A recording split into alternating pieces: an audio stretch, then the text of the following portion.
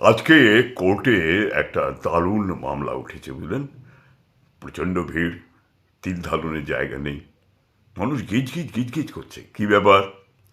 ব্যাপারটা হলো যে এক বৃদ্ধ ভদ্রলোকের ইফটিজিংয়ের কেস উঠেছে কোর্টে। হ্যাঁ, বৃদ্ধ ভদ্রলোকের ইফটিজিংয়ের কোর্ট, মানে ইফটিজিংয়ের কেস উঠেছে। তো জাজ সাহেব বৃদ্ধ ভদ্রলোককে বললেন, ছি, এই বয়সে আপনি এইসব করছেন না?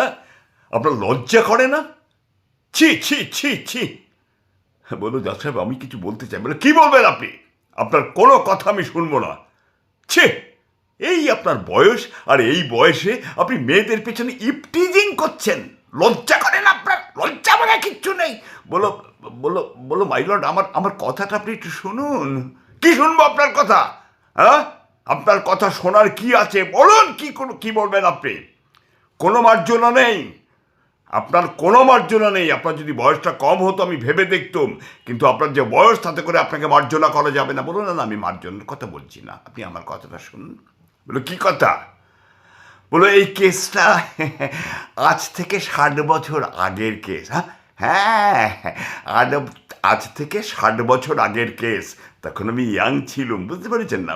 আর যাকে আমি ইপটিজ করেছিলাম আর কি, হ্যাঁ, যে ভদ্র মহিলাকে, তিনি এই কোর্টে আছেন, ওই কোনায় বসে আছেন তার নাতি আর নাতনিদের নিয়ে, বুঝতে পেরেছেন তো?